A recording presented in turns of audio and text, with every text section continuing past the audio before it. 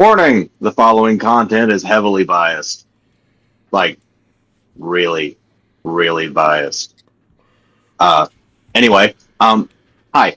Speaking of biased, we at the very least here know that these opinions are opinions. We've got that going for us, at least. Speaking of opinions, we also say a lot of bad words. Just so many bad words. So if you don't want to hear bad words or you don't want anybody nearby you hearing bad words, like, put headphones in. Don't click off the video. We need the views, but like. What's going on, guys? My name is Jordan. We are Far Side of the Pod. We got Ridge. What's going on, everybody? We got Caleb. I think he went too loud that you couldn't hear him, but hey, how you doing? Oh, my bad. I'm here. He hit the woo I hit the other night. Then we got Mikey. I just want to know if you're going to eat those Twinks. Are you gonna eat those Twinks? That's not what they're... All right, so don't worry about it. All right, don't worry about it. On to the first thing that we are talking about. We're going to talk about college football like we always do. We ain't got much to talk about, but I know there was one big upset this week that we got to talk about, and I know there's something that's pretty upsetting that we need to talk about. First of all, I'll say the first two things, the two things that I know. Then Ridge, if there's more, I'll let you say it. First of all, Oklahoma beat Alabama yesterday. Took down the Tide. Yeah, thank God. And, I'm okay if we lost to Oklahoma and they beat Bama. I'll take that. I got to know real quick. Jordan, was that pun intentional? What? You said you were okay. Was that intentional? No, but that's funny. Gross. Okay. But no. He said he was okay with. I didn't watch much. I didn't watch any highlights or anything, but I saw and I kept up with it, and I'm glad that Bama got took down. I always love to see the Tide not roll. Yeah, absolutely. If they're gonna roll, they're gonna roll right down to the toilet bowl. Yeah. Like watching them roll out. Can we point out an old memory real quick? Go ahead. Does everybody remember whenever Slater used to wear Bama jerseys? Yep. It's okay. I used to until I saw the light. Yeah, Caleb used to be a Bama fan too. Well, I wasn't a bandwagon Bama fan. What turned me off Alabama was when I discovered all of their cheating crap that they got away with and never got punished for, and I don't support that, So I said, I guess my next team is Tennessee, and ever since then I've been a Vol. Well, Ridge, this might surprise you, but no, I don't remember that. Bro, Mikey wasn't in my life till like sophomore year in high school. Oh yeah, damn! I didn't know that. The last time we saw him before that, we were literal children. Yeah. Yeah, it was like my fifth birthday party. Listen, my ass didn't know that. I wasn't around all of you guys till what, late? Oh yeah, it was later. All of us was like what, 5 years ago now? No, it was like. It's been longer. I'm saying with all of us. Yeah, probably about. It's been longer. Maybe 6. I'm just thinking back to living in Decatur. It was after senior year. Yeah. Or I first got. Oh, okay. But yeah. But that Alabama got beat, and the disappointing thing that happened this week, it looks like Boo Carter has been dismissed from Tennessee. Looks like he apparently had some disciplinary shit that happened. He wasn't going to be playing the game yesterday, and apparently he didn't show up at all. Ooh, so, that's not good. I mean, that speaks a lot on his attitude now, and that 100%. Sucks because we really had high hopes for Boo. I mean, if y'all know me, and I've said it so many times on this podcast, I've been a major supporter of Boo Carter since he's been in high school. Yeah. And this just pisses me off, man. It just hurts. Hurts me. Hurts. Yeah, it hurts that someone from around, our area and everything just kind of, just shows his ass like that, and it causes him to be booted from the team. But, I don't know what he's going to be doing next, but he better not hope it's against us. Going to Georgia. It ain't going to be finishing his semester at Tennessee, that's for sure. Going to Georgia. Yeah. Some people think like everybody else does. Some people think he's going to Florida. Fuck no, he ain't. We can't even get it. We ain't got a head coach yet. The fuck you mean he's coming to Florida? Yeah, they've got way bigger problems right now than just. We ain't got that. Listen, we're not LSU. All right, we ain't got that big of problems. Look, if he goes to Ohio State, I'm gonna be pissed. Oh yeah, if he goes to Ohio State. I see Georgia picking him up though. Yeah, I wouldn't be. I could see it. That's in the realm. Georgia picks up everybody from the SEC, or he could be the guy to go to Ole Miss. You know. Why would you go to Ole Miss? They don't have a head coach neither. Well, what you think? Because they won yesterday, they're keeping Kiffin? Fuck no, they ain't. No, well, listen. I'm gonna go ahead and say my little spiel. All right, sure, Florida lost that game yesterday, right? But you don't sit there in front. You're not going to sit there if you have your new girl. Or this new piece of girl that you, or whatever you want to say. That sounded wrong. I'm sorry. You're not going to sit here with this new girl that you got your eyes on and disrespect the girl that you're with at your house, right? Yeah. It was at Ole Miss. So, of course, they're going to play us close and win by 10 because he can't disrespect who he's with right now. Not to make mention, too, that after the game, he sat there and made mention of it in his press conference that he can't talk about the coaching and what's going on with being a coach right now because that would be disrespectful to the players. So what's that telling me is that more than likely he is on his way out and he just doesn't want to say it because that would be embarrassing to the team that he just won with, that he's leaving for the team that he just beat. I also heard that Lane Kiffin was apparently in talks to be interviewed for the Titans or something like that. Or some NFL team. Of course, the Titans are interested in him. But that motherfucker ain't that stupid. Let's talk about the fact that, the governor of Florida, or governor of Florida, Ron DeSantis, he made a big post about it, and Lane Kiffin, was... It just seems like it's a good possibility he may end up going to Florida. It is that is the top option for Florida. They have a backup in place, but it's 100% right now Lane Kiffin.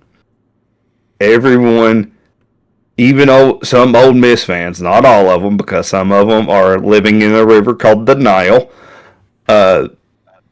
They don't want to believe it, but it's going to happen more than likely. That's a 100% done deal. Like I said, he just said that if he was to talk about it right now, that would be an embarrassment to his team. Yeah. So he can't discuss that. So it's going to take until they get done playing football, probably unless they play a tough team right off the rip, it'll probably be January before we find this out. That's what I was saying too. But it's pretty much a done deal. Same kind of like with how Franklin's more than likely a done deal that James Franklin's going to Virginia Tech. Oh, we got those are like one last thing I gotta bring up. I forgot. Did you see that South Carolina choked that fucking game? Oh my god! How do you do that? I don't know. 30. They were up. 30, 30-3 at half. Then fucking A&M comes back and beats them 31-30. Bro, no joke. I literally saw that 3-3 and then 3-10, and the next I blinked and it was already a losing game. I was like, "What is going on here?" Wait. Hold on. Holy airball, Batman! What the fuck happened? It was like yeah, that's It was crazy. It's like I remember I sent a message to like the group that I'm in with a couple of my friends from work, and I was like, "Man, they're I was like, South Carolina putting it on A&M." And it was like not even 30 minutes later, and I was like, "Well, never mind." They messaged you back. What was that you were saying? Y'all heard something? I ain't heard nothing. He's like, I said something? I don't know what you're talking about. Never mind. What's funny is Caleb's, our cousin's boyfriend, Caleb's sister's boyfriend, he's a South. Oh, yeah. He's a South Carolina fan, and he like made a post, like he sent it in the family group chat, and he was like, "This is." Oh, I seen it. He was Yeah. like, "This is what happens when you get a new offensive coordinator. You fire your offensive coordinator, then like literally 30 minutes later, 2 minutes later, he sends back. Never mind." Never mind. Yeah. I was like, well, that lasted long. Yeah, I feel bad for South Carolina fans because I know another guy that is a diehard South Carolina fan. I'm pretty sure he went to South Carolina. I feel bad for him because I've seen him snap over certain games before. Oh my gosh, he was probably in disarray over that shit. He was probably there at that game, unless it was in A&M. It was. Was I it think it was in at A&M? A&M. No. Okay, he might not have been there. Oh yeah, it was at A&M. No. No. It was. Yeah, it was. It was. at Yeah, A&M, it was. It was at A&M because a state trooper for Yeah, I Texas, seen this. like shoulder checked a couple of the players from South Carolina. And then screamed at And him. like Yeah. started screaming at him and started like pressing him. He got relieved of his duties and everything yesterday. Yeah. So somebody had some money on that game, and their panties were up in his little I doubt that. super I trooper think butt. I doubt that. I think it was more so just some people are diehard fans and let their emotions get the best of them. Yeah, well, I mean, when you're a trooper, you're not supposed to Yeah, do that. he lost his And, job, you know, so- I get There's- it. People aren't there's perfect. plenty of You know, I stuff. get it. People make mistakes. But if you're going to shoulder check a player because you got this authority, I'm a state trooper, it's like, bro, no, you're not. You're a super trooper now. You've officially lost the title of a regular highway trooper. Goofy shit. All right, so Yeah, goofy. I mean, y'all ready to get on to the next subject? Yep. let's get it on. All right, so this next subject we are talking about, we're going to get into some wrestling, which we haven't talked about in a minute, but this is the perfect time to bring it up because, boys, we are officially less than a month away from the retirement of the greatest of all time. We are Big sad. close to December 13th, where we're going to get the Saturday night main event where John Cena will have his final match in Washington, D.C. Now, they have started a tournament called the Last Time Is Now tournament. We've had a couple of matches in it already. We had Jey Uso versus The Miz, and Jey Uso came out victorious. And I know some people are pretty pissed that The Miz didn't win it because, you know, if y'all know, Cena and The Miz has history. So, how do you guys feel about Yeah, I mean, and I get that. Go ahead, somebody. No, you go ahead, Caleb. You were already going. I get it and I understand it. I like Jay. Don't get me wrong. I like Jay. I don't got no problem with him. I understand how people feel about him, but I 100% think the Miz should have came out on top on that. That's just my opinion. Ridge, what you think, big dog? Can I hear from everybody else? Yeah, Mikey, go ahead. Honestly, I think I'm with Caleb here. I love Jay. I do. It just kind of seems, I don't know, like I can definitely understand the logic of just making sure people get put over and stuff like that. But like Jay's definitely his own brand by now. Here's the one thing I have to Yeah, I mean, I've got a shirt. Here's the one thing I have to say about Jay is I don't understand the hate that people give to Jey Uso online. Like, I've said it multiple times. Oh, yeah. I've said it multiple times. The internet fandom of wrestling is one of the most toxic fandoms in the world. Yes. Oh, right. Even Cody said it. The next toxic is literally Star Wars fans, and I agree with that too. Yeah, I do agree with that. But it's just the fact that, you know, we got all these super marks who think they know the damn business out here trying to feel like they can conduct the damn company. And, you know, these are the same people who want our fucking main events to be Gunther versus Ilya Dragunov, which that would be a fire match, but that ain't main event level, right? We've seen it. It's We've not- seen it too. We've seen it a few times. Right, but I'm talking about main You know? level.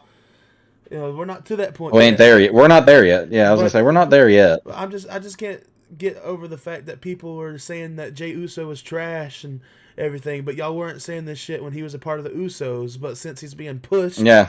and since he's being As soon as he was pushed. y'all want to just hate on the cat for no reason. Yep. I don't get the hate. Yeah, I mean, I understand the that's botching. something I don't know. Don't get me wrong. I understand Oh. botching a move; it happens. But I mean, you got to also understand that when these people come out here and call him, "Oh, he botches everything," it's like, I'd like to see you go out there and do better. Bet you couldn't even do a quarter of what the guy does. Right. You know, I was about to I can say, honestly say Bob- I couldn't. Yeah, botch or not, there ain't no way in hell my fat ass doing all that. I'll tell you Those that, right? bumps are rough. You know.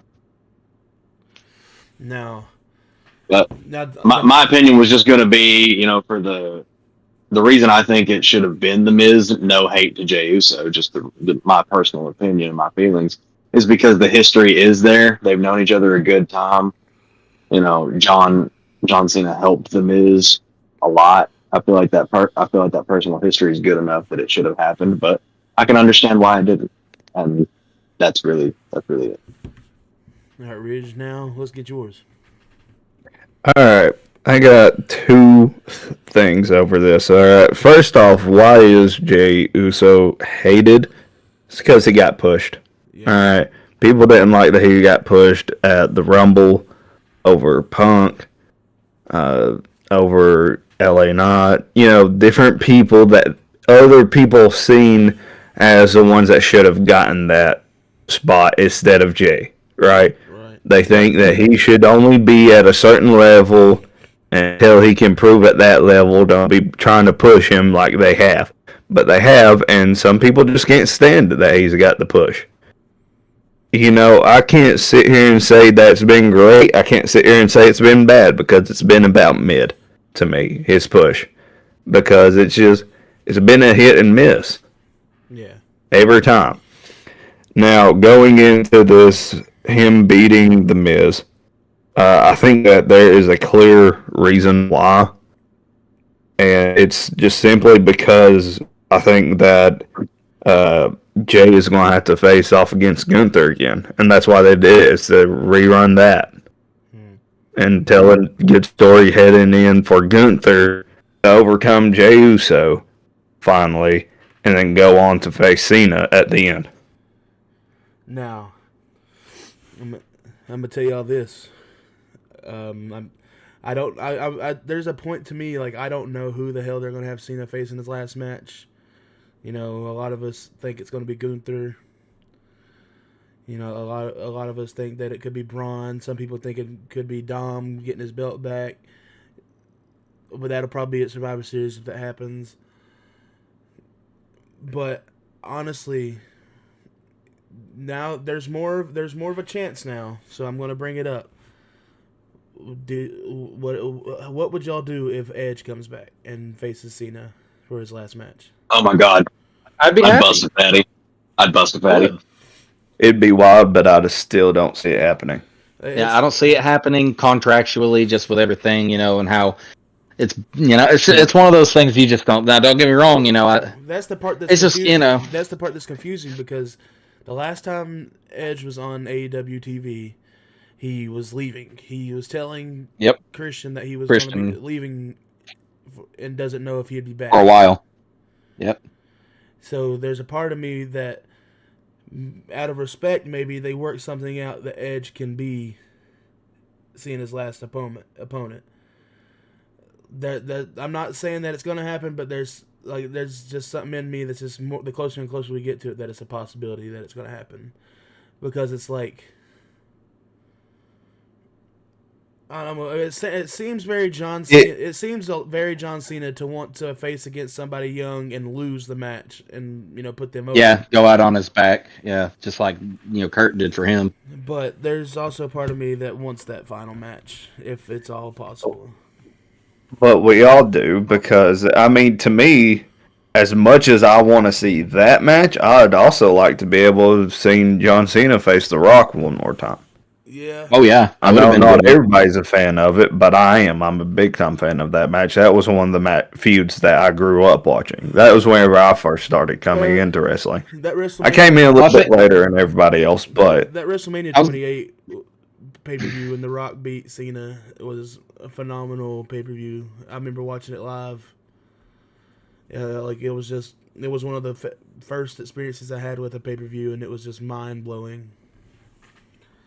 But I think that there's too many contractual things with Edge to keep him out. Unlike somebody else that managed to make their return, they were partnered already with another promotion that works with WWE, so it's a lot easier to already work with the Yep. WWE that way. And I also think that the other thing is AEW would work with WWE. I just don't think WWE wants to work with them. No. I don't I think think that they want to at all. I think it comes down to this is not the right time or place for that because they're fighting each other hard right now.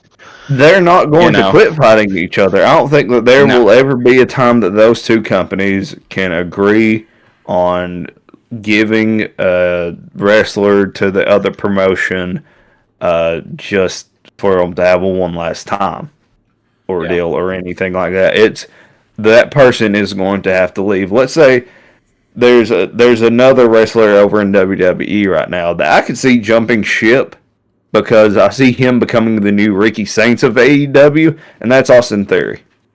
Yeah. Okay.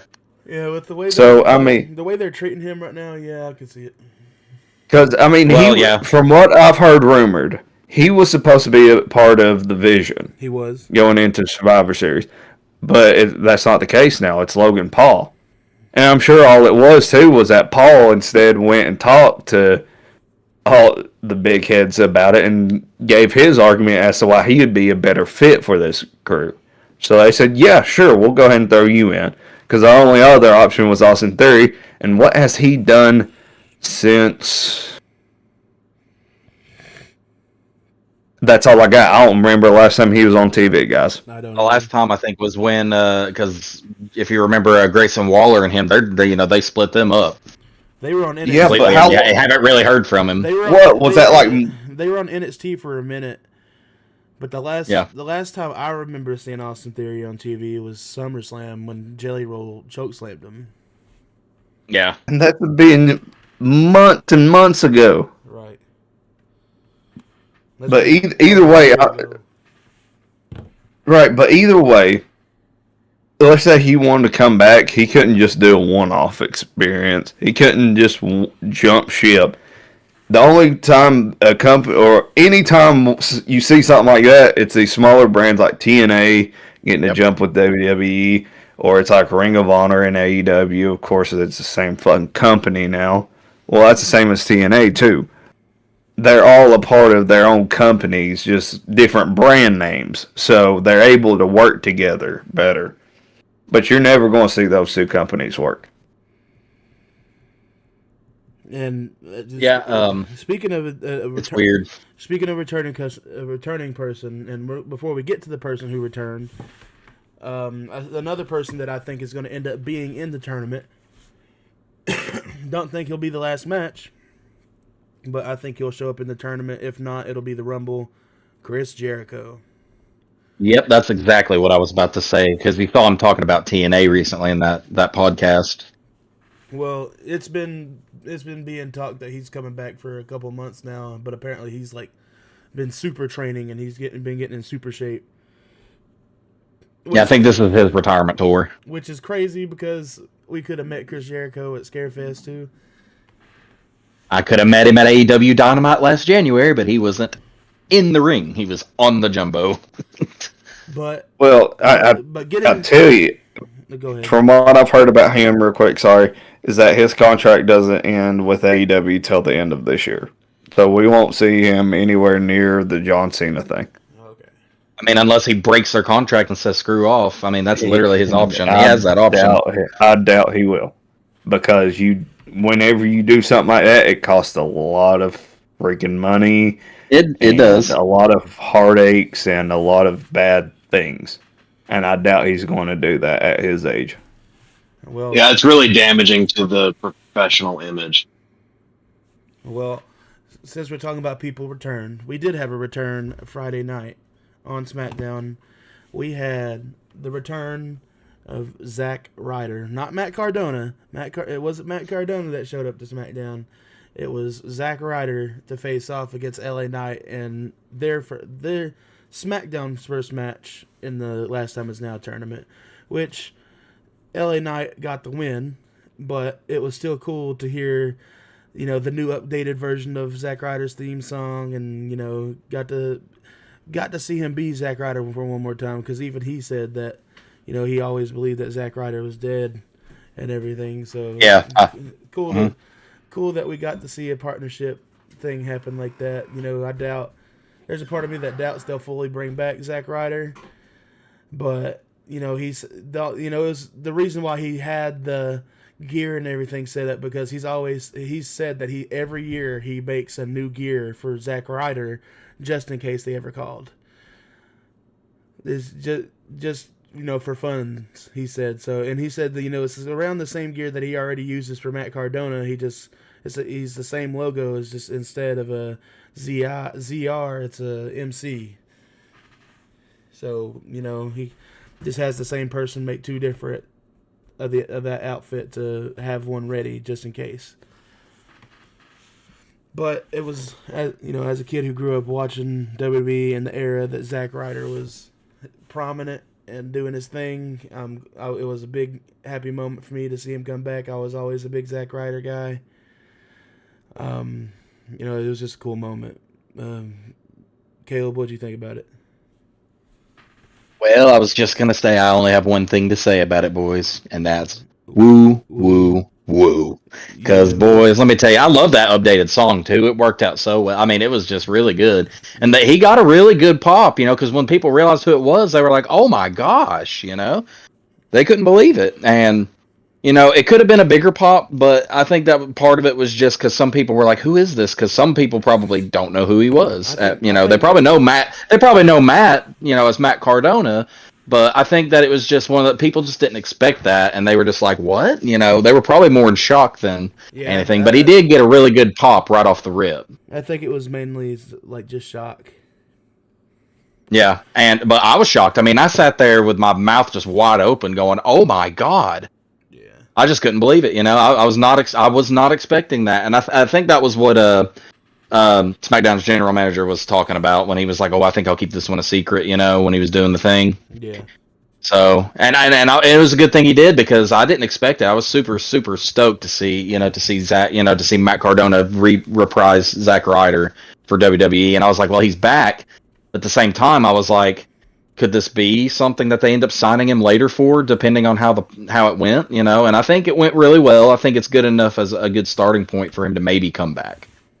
So that's what I'm hoping for, and if not, and if he doesn't come back to WWE, I can 100% see him. I can 100% see him go to TNA and still work with WWE through them.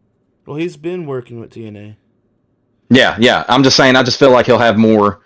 I feel like he'll solidify more of his, reason to be in WWE shows. Okay. Mikey, So, Mikey, yeah. Mike, I don't know if you know much about Zack Ryder, but what do you think about this?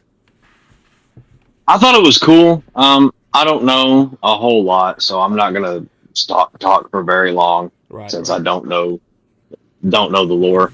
But I can say, as somebody who's mostly a fly on the wall when it comes to a lot of this stuff, it's always really cool seeing somebody come back and be appreciated, even if I don't know everything about them and I'm not their number one fan. It's always just a good human natured feeling to see somebody celebrated. It's a feeling that's really hard to beat, in my opinion. And Mikey, I don't know if you know this. Do you know who Chelsea Green is? You remember who Chelsea Green is? That name's very familiar. She's a diva. It's Chelsea Green. She was like the United States champion until Zelina Vega won off of her. She goes around with those women that is like her secret service, or used to at least. Yeah, the secret harvest. Oh, yeah. That's his wife. Okay. Yeah. It's Piper Niven and what's her name? Chelsea Green. Oh my God. Yeah. Okay. No, yeah. The other one is secret service. Alba was it Alba Fire? Yeah, Alba Fire. Yeah, Alba Fire, however you say her name. Yeah, that's what I thought. Chelsea Green is Matt Cardona's wife. Yep. Okay. Yeah. Cool. But that's probably a big reason also why he was able to get that, able to slide in there and do something, where she was like, this is a perfect chance for you to come and do something. Yeah. Rich, what'd you think about it before we move on from wrestling? First off, Slater, for all the women out there, I smack your ass for calling her a diva. You know damn well they ain't divas no more. Get it together, brother. My bad, superstar. Look, man, Let's be honest. Let's be honest. Diva is still better. I was raised in the attitude and the ruthless aggression area. I know. And it's a diva belt. You know, I had to just do that just for shits and giggles' sakes. All right. Okay, I want to stir the pot a little bit for you guys to get you thinking a little bit. Okay, you guys realize that they were selling his merch in the WWE shop, right? Yeah. You realize that they also did that with Joe Hendry before he signed, right? And it took like a year before they got him signed.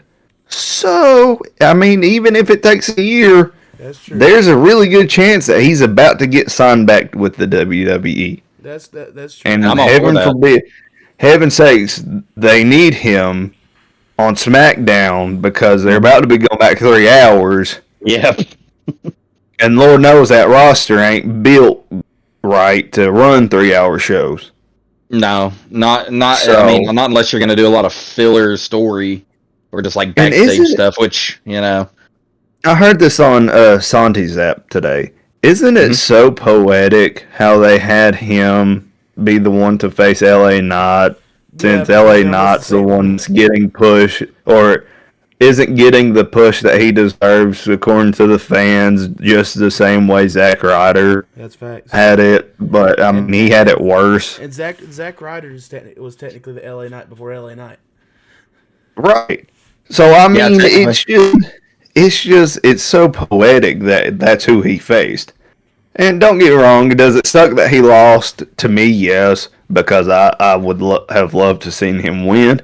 I'm kind of in the camp that I don't care if LA Knight loses by now or not, because he's just not getting the push that everybody thinks he should. So, shit happens. Yeah. Because, I mean, if you think about it, it's the same way as Finn Balor. He's going to be in this tournament, and he's facing Penta. I don't think he's going to win unless he ends up getting cheat or is able to cheat his way through it. No one has faith in him. Same level. They need to start picking apart his fucking story, man, because they're apparently on the WrestleMania 42 poster, the Demon King's on it. And we've seen things in the background over the last year or so where you saw like the demon, and he brought back the demon puppet against Mr. Iguana. Yeah. And like there's so many hints of the demon still being around, but the thing is like if they bring back the demon again, it's more likely going to be when he turns face. So if you want to do a shell-shocking thing, I think during this tournament, you have Finn Balor win it all, right, and go on to face John Cena and beat John Cena, and get the U.S. title, and then that automatically sets him up something to do with Dominic Mysterio afterwards. That's true. Yeah, I mean, maybe. I think that is a perfect way to go. It is. Now, will they pull that trigger? No, probably not. No, sorry to burst everybody's bubble. That crap. Yeah. But that is the best move to do, I think. And either you do it at the Cena match or you do it against Dominic at Mania, I guess. You bring back the Demon by then. Well, here's my thing with what I think could happen. I don't think this is what's going to happen, but I could see it being a possibility because it's not happened yet. There's a possibility.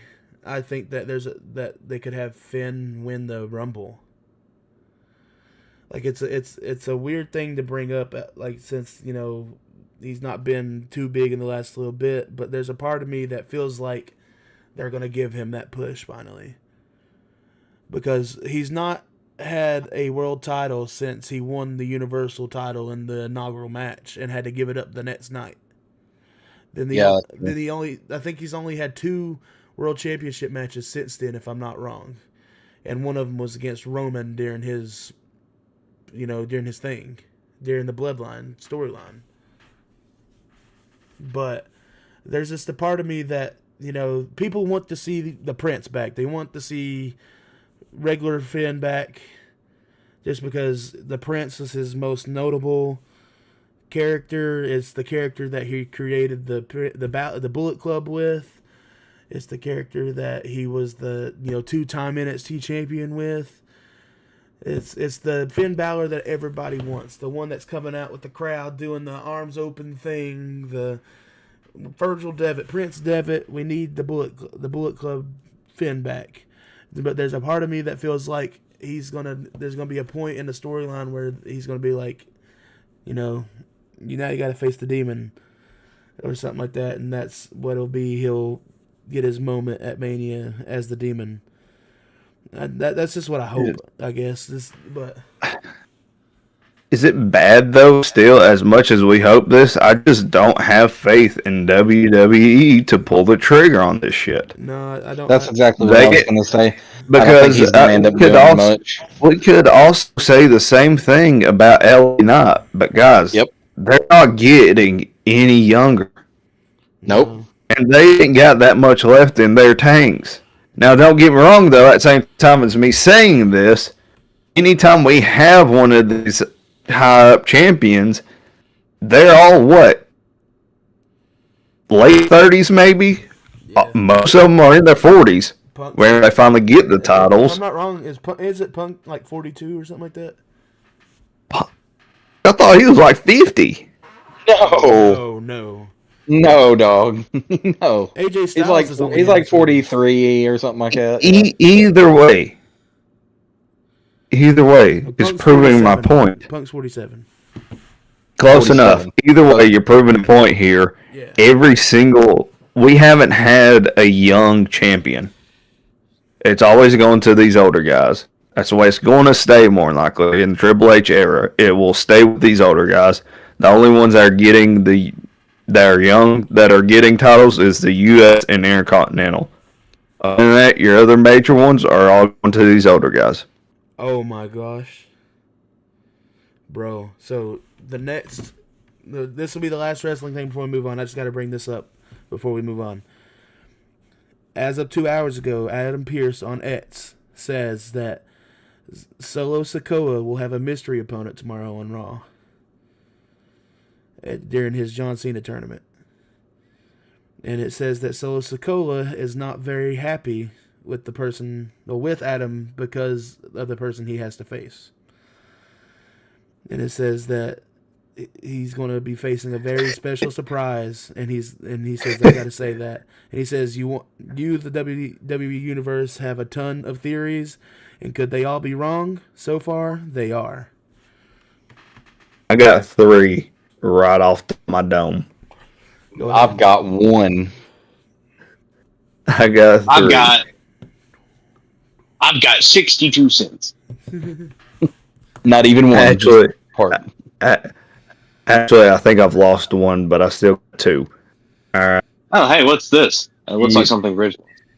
You got Obafemi. Okay. That can make him upset to have to face him. Yeah, true. Mm-hmm. Or, and it's the next slide, Joe Hendry. Yeah. Oh, I mean, Joe Hendry. That'd make him upset because he has to face him. True. You want to hear my one? What? I think there's a good chance it could be Zilla. That's what I was gonna say. I think it's a family feud thing that pisses off Solo. Because apparently Zilla Fatu made a post saying apparently I've seen it. teasing it or something like that. Bro. I don't know. I think that's a good possibility. We see Zilla show up to Raw, and if we do, I mean, I'm going to be excited regardless, even if I feel like I know it's him. If Umaga's music hit, I'm gonna fucking get up and run. Oh, I'll cry, dude. I'll cry. Can I throw a random one out? Yeah. Mm-hmm. That no one would think to have happened because he's so far removed now. It seems like. Who? What if it's, and this is just me pulling at strings, hoping and wishing. What if it's Karrion Kross? That'd be crazy. Oh. Well, I mean, if you let's put it this way, I don't think that's even in the hat. Just because we're looking at WWE has basically made Zelina and Aleister Black, they're the new Karrion Kross and Scarlett, in my opinion. Except, that's just my opinion because of what they've been doing lately. And I don't hate the matchup. It's a great team up. I just feel like they're like trying to bury Karrion and Scarlett with that. I will say Caleb's actually talked the I have. Karrion and Yep. Scarlett about this. So They are not on good terms with WWE. Trust me. They said they would take a phone call as long as they were respectful. But I mean, you could hear in his voice that he is not friendly with them. Okay? I've heard it so many. Experience. I've heard it so many times from him on podcasts and everything. Is that it's WWE first, but they have to sit down and have this talk and be able to actually negotiate. Yeah, they didn't even want to let him negotiate. Like we talked about that, and he said like they didn't even give him any negotiating. They said you got 24 hours to sign this, and he's like, well, my wife. Yeah. And then they said, well, you got to sign it now, or it's off the table. And that's Right, and that TKO. They really need to start butting the hell out of that crap because Karrion and Scarlett could really do a lot for that company. And my opinion is that TKO has screwed the shit out of them for that, and that they were wrong to do that. They didn't utilize them, and then they try to bury them by doing this. And to me, that's a black mark on TKO. Okay, but just hear me out. What if this was one of them things that somebody went in and said, hey, no, we do need to sit down and actually do this right, the same way we did for R-Truth? Yeah, maybe, and I hope that's the case because I'd love to see him come back. Again, I'm pulling at strings here because I would love to see him back. Yep. Do I think it's going to happen? It's got as good a chance as every other little thing that I said should happen that I don't think WWE has the balls to do. Just saying it how it should be said. But can it happen? Yes. And would that also make him upset? Yeah. I think that would upset him because it's somebody that he knows that he'd lose to. Yeah. And it's somebody fair. And just to confirm for everybody, it's not like he hates the entire WWE or anything. He 100%. This is between him and what he perfectly described as was fucking asshole corporate. That's exactly the words he said to me, and I get it because I've been in that position where corporate people are assholes and they don't know what they're doing and they act like they think they do. And that's talk to him. At the convention when me and my brother went to go see Sting. He was at that, and we met him. He was at that Chattanooga Animeverse place that Sting was. Yeah, the Wrestleverse anime. Yeah, because Ric Flair had another convention in Georgia that was already scheduled, and it was a conflict. So they were like a surprise group, I think. Yeah, they were a surprise guest. Yeah, it was him and Scarlett were both there, and we talked to them. They were literally the coolest, nicest people. I literally didn't even know I was walking behind them while they were walking out for a break. And David was like, look up, look who you're walking behind. And I literally went, we want Cross. He turned around with like this nice little grin and just fist bumped me. And he was like, thank you. I appreciate your support. Coolest dude ever. Kid you not. So I can see how he'd be right about how corporate would be assholes. I get that. I've been in that position. And I honestly think, like I said, I'm just clarifying this because I don't want it to sound like he hates them. It's just there are obviously some executives in TKO that need to start butting the hell out of it because they're causing some major rifts. So that's just my opinion based on my personal experience with the guy. Yeah, real quick, again, since I always do the beginning warning, we do not speak for anyone but ourselves. We are not connected to any of the names repeated in any kind of legal sense. These are just our opinions. We do not speak for Karrion Kross, Scarlett, or any other attached entity there. Absolutely. I mean, even he said that, everything that he said to us, he said that he can't say everything, which means he's sticking to his word. He's obligated to keep things that he can't say, and he avoided saying the things. But he made it clear what his opinion of that whole situation was, because I told him straight up on behalf of all the WWE fans, I'd like to let you know that this divorce is not working out. And that's where the conversation led. And he's a great guy, and he puts in the work. You can tell he really puts in the work for his character, and I hated to see him go. It made me really mad to watch him go because I was really, really excited to see what he was going to be doing in the WWE before they let him go. Well, y'all cool if we get with the next thing? We got a lot more time. Hey, real quick. Oh yeah. Real quick, because I'm just now looking myself. We have had comments running in, and I'm just now seeing it, so I apologize. We have talked a little bit about LA Knight's push and how it should have been a bigger push. And WWE ain't going to push him, I don't think, at all. I still think they need to also because LA Knight's great. I mean, he had so much momentum, especially last year. And for me, it felt weird that they were not pushing him anymore the way they were. And we also talked about how Chris Jericho's contract does not end until the end of this year, so no, I don't think he will be able to return for this tournament. That was Bristol that was commenting, actually. I'm sorry about that, dog. Oh, was that Bristol? Oh, okay. Yeah. Sorry, bro. Sorry, I wasn't looking at the thing either. We mentioned it. We even brought him up earlier. Yeah. All right, so I wasn't looking at the thing, or I would have said something. All right, so let's get on. You'll have to let him know that we just wasn't paying attention. Yeah, that's not. We get carried away. We typically have issues with paying attention, but occasionally I like to try to check in to. I need to put it up on my screen. See what's being said. I don't know how to do that yet. You know what? Do you have two computer? Do you have two computer monitors? Working out the kinks. Okay. Okay. All right. Yeah, we'll get there. I'm running my phone and having this go on so that way I can watch the chats. I just don't always check in. I'm going between our video and our notes. So I'm on my Xbox, so I can't see it. But when I buy the Steam machine next year, I will have zero problems. And we mentioned in the middle of all that Joe Hendry is now with WWE. Well, that was the next thing to bring up, but we mentioned that, and I forgot to switch to the next slide, so y'all can forgive me on that, big dog.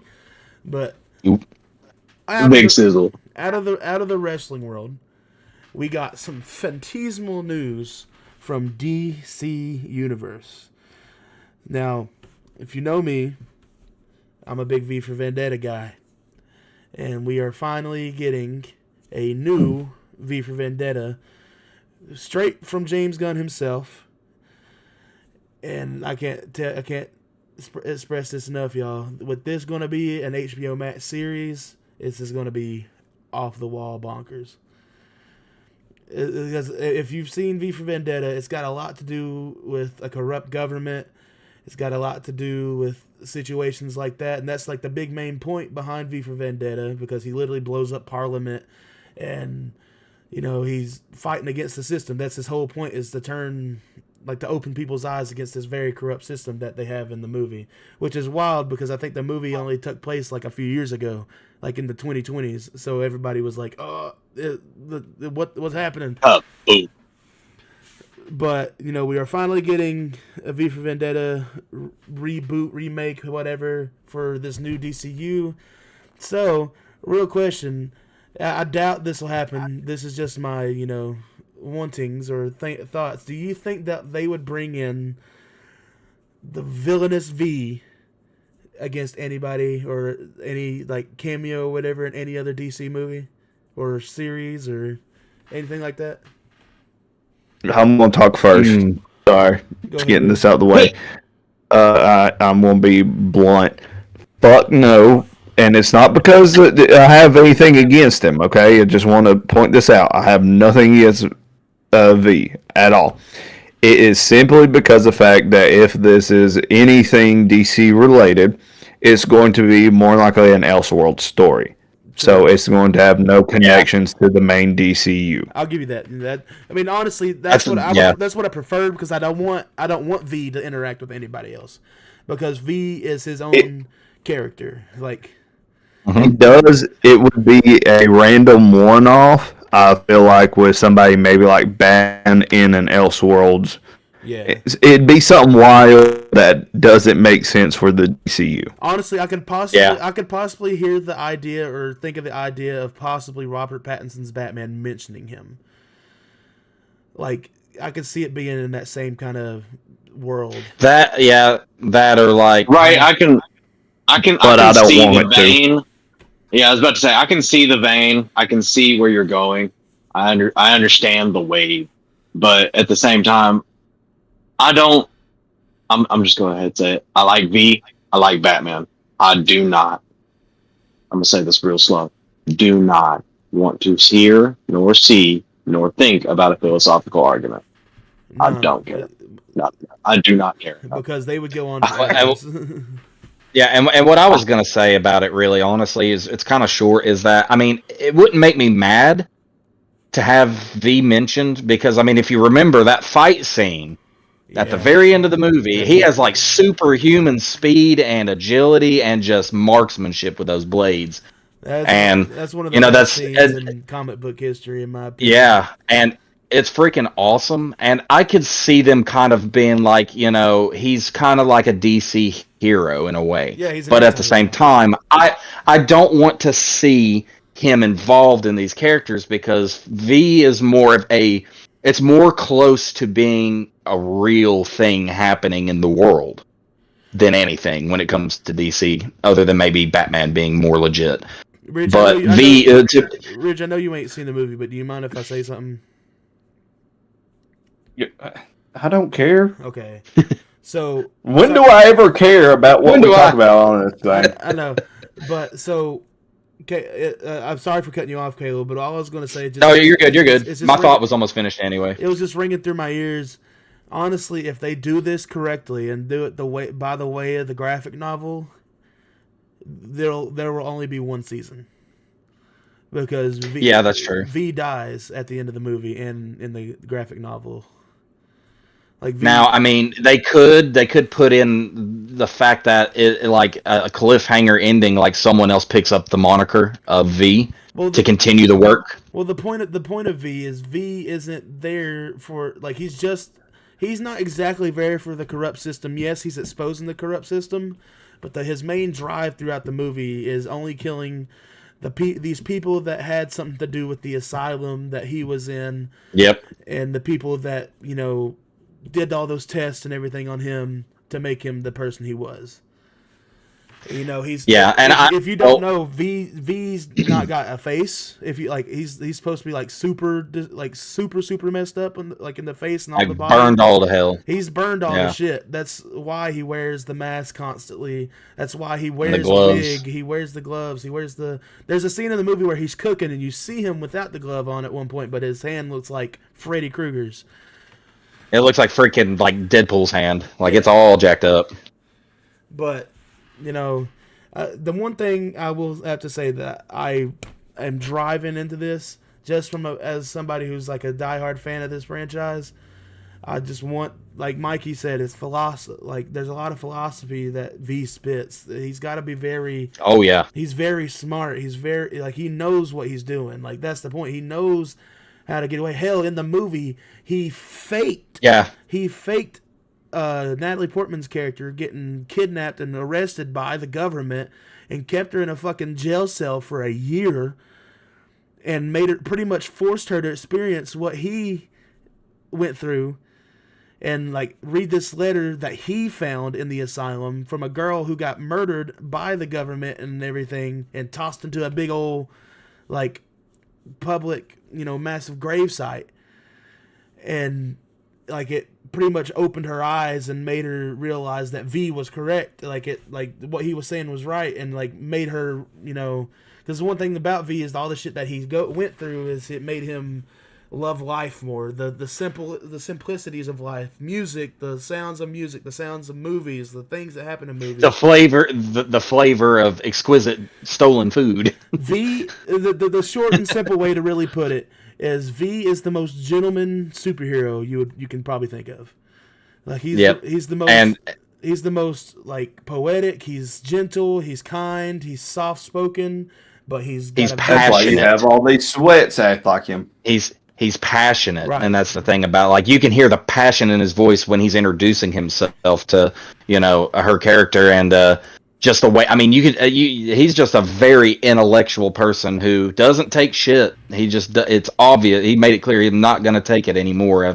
I've suffered because of negligence and the lack of care and the corruption within the system, and so I'm going to expose it, get my revenge. And what I was saying is that I'm hoping that based on that, all I was saying was I'm hoping based on that sentiment, when it comes to V, I really think that it could set up another season where someone else takes the moniker because they are inspired. They're so heavily inspired by the man's passion and by his motives and by his actions. So that's what I would like to see if we're going to get another season, is that they push it to that. Now, let's be honest, though. I understand that there was only ever the one movie and the character dies, but you can stretch out the story. Yeah, I mean, into more than one season. I'm not against that at all. Like, I think that'd be a great idea. I mean, he did it with Peacemaker, so I mean, if he can make Peacemaker a big staple, I mean, he can make V a big staple too. Yeah, I believe it. I think James Gunn is the guy to do it. Honestly, I really do. 100%. For something 100%. like for something like V for Vendetta, 100%. Now, listen, I just want to throw this out too. I don't think he's writing it or directing it. He's just overseeing it. That's so perfectly fine too. Back off a little bit on him.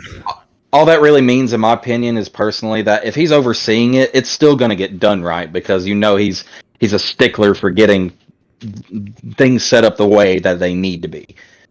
And that's what's made him so successful over the years, is that he is very, very down to business, and he wants to make sure that when it comes out, it's right.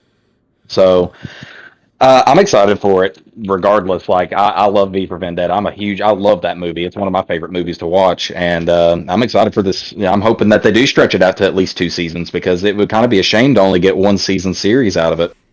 Yeah, it would. And Mikey, you're the only person that ain't really said anything, so go ahead. My bad, bro. I've been trying. No, I was gonna say real quick. Something it's always stuck with me ever since I've watched V for Vendetta the first time and watched it, once or twice again with Jordan. One of my favorite scenes in the entire movie is, and I'm just gonna quote it because if you've seen the scene, you know exactly what I'm talking about. It's is it pointless to apologize? Never. I loved that scene so much. Well, I was definitely going to. I loved that scene so fucking much. It's so crazy. good. It's crazy that you brought up that scene, because I was going to bring it up and when I was talking about V being the gentleman he is and everything, but him being vengeful and everything in his heart. There's a scene where he goes to a doctor that let out these things that they made her do, and she's pretty much like, she's in bed, but she's awake because she's scared, because she knows her time is coming. And when she wakes up, she's holding she's got the red rose in her hand, or it's on her chest or something like that, because he would leave a red rose with people's bodies for that girl that is in the note. Yep. And she kind of woke up and she's like, it's my time. And he was just like, I put it in about 30 minutes ago. No, he's like, I've already killed you. She was like, she was like, does it hurt? And he was like, I already put it in you 30 minutes ago. So does it hurt yet? So no, she was like, she asked him later, is it going to hurt? And he's like, no. But beforehand, she was like, are you here to kill me? And he said, I just did. I killed you 30 minutes ago when I came in.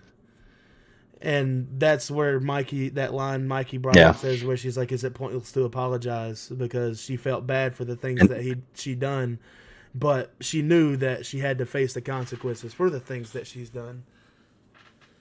But like Mikey said, it's a really beautiful scene, because she apologizes to him, and though he does still kill her, it's still a pretty good emotional scene.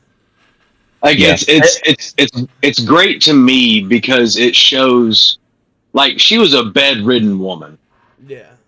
She was bedridden. Her time was coming already, and a lot of the other acts that V performs when it comes to getting revenge, are up to that point had been violent or vindictive, or a few other V's I'd like to scatter in there, but my brain won't let me.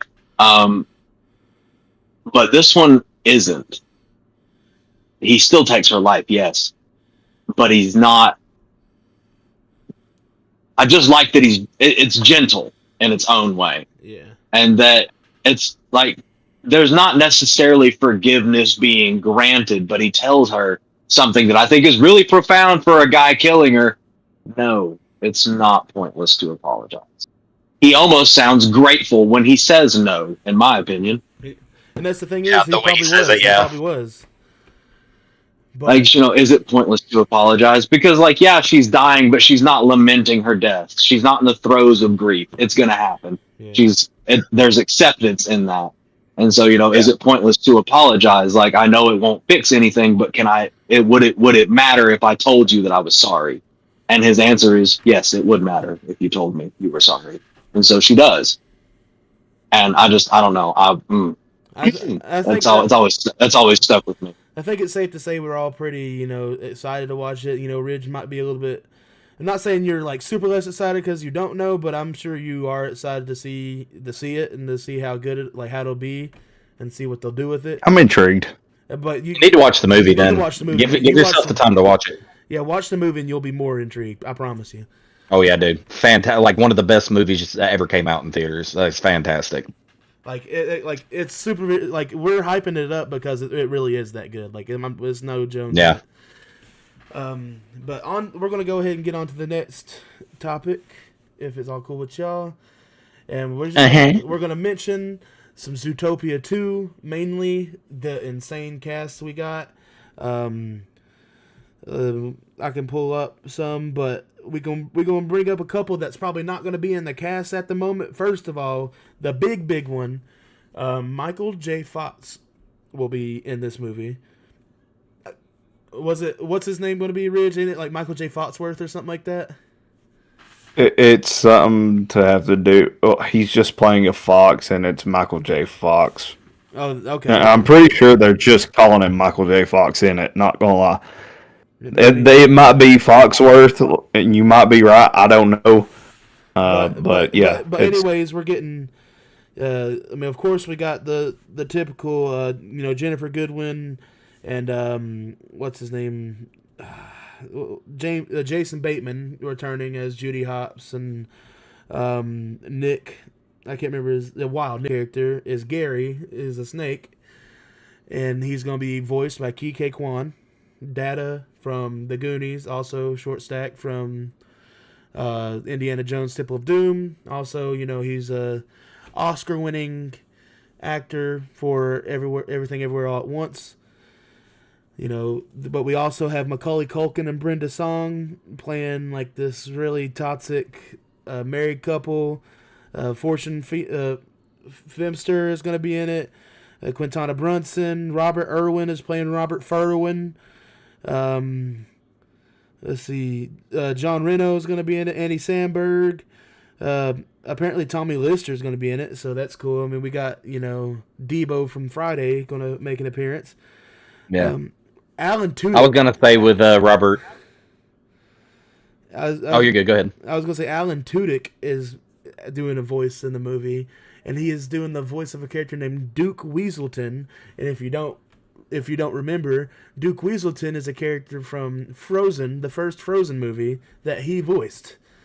So there is going to be an actual weasel named Duke Weaselton in Zootopia instead of That's kind of fun. There you go.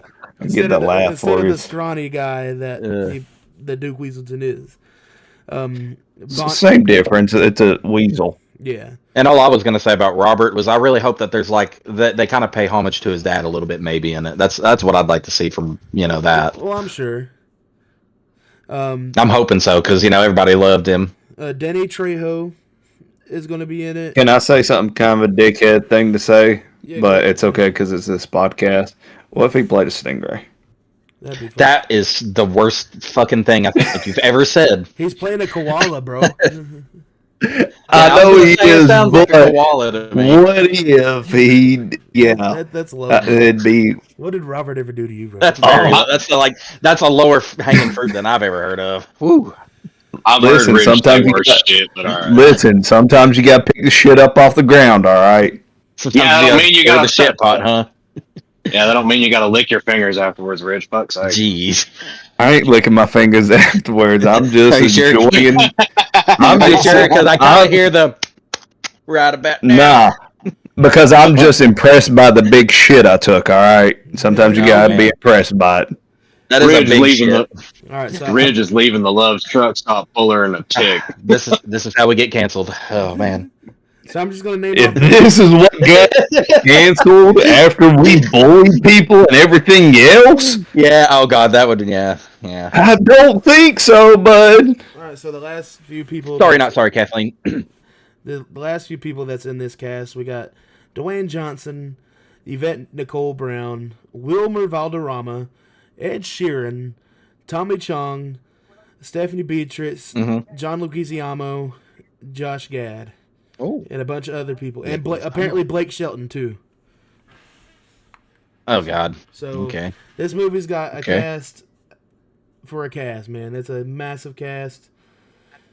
It's gonna be a good movie. Like this is a Zootopia 2, not fucking a Avengers movie. Let's slow down with the A-list celebrities. Yeah, they really went all out for A-listers, didn't they? Listen, I'm going to be surprised by how much they spent on this movie just by getting all these different names in. I'm curious as to how much they'll end up having to spend to have gotten all these different names Oh, in. and we Some also, of we them also, probably... we also didn't mention Roman Reigns and CM Punk are playing two buddy cops called the Zebros, where they're both zebras. Yep. So, and don't get me wrong, there's some of them I'm sure like Irwin, Michael J. Fox, they probably didn't ask for that much money to come on to do this. I'm sure they said, yeah, sure, why not? I'd love to be in another, or be in a movie or another movie. And they're probably not who drove. So it, some, right, they probably just couple snippets, but I mean that's still a lot of big time names. Yeah. But at the same time as Zootopia 2, it's going to be a shit ton of kids going out to see this little movie. So I'm sure it'll make all and then some back. Yeah. If it doesn't, that's going to be very bad. And we'll Yeah, be they're here to talk about it, by God. They're definitely counting on this being a blockbuster. Then we'll talk about another big shit if this movie flops. Which I hope it doesn't, because I like Zootopia 1, so. Yeah, I hope it doesn't flop either. There's a lot of very good memeable moments in the first. Listen, Yeah. don't get me wrong. I enjoyed the first movie. I'm sure this movie will be good. My only issue, and we're going to talk about it a little bit later on, I don't know where it's at. I just don't want it to have the same thing happen that's going to probably happen with Frozen and the same thing that's happening to Toy Story. Oh yeah, yeah. To where we're getting to the fifth movie already. Like, is this is either Harry Potter or Fast and Furious, where we shouldn't get this many movies. The never-ending Toy 4 was story. pushing it. Oh yeah, the never-ending story. God. Well, I was just gonna say, Yeah, I just looked it's up. not even the never-ending story. I was just saying that like it's the story that never ends. Yeah, Like, yeah. There's no reason. The cow is skin and bones. It ain't producing milk no more. Give it the thumper. It's time to say. Hey guys, you mind if we keep jogging through this? My back's starting to kill me in this chair. Like my sciatic nerve. What else we got on the Zootopia?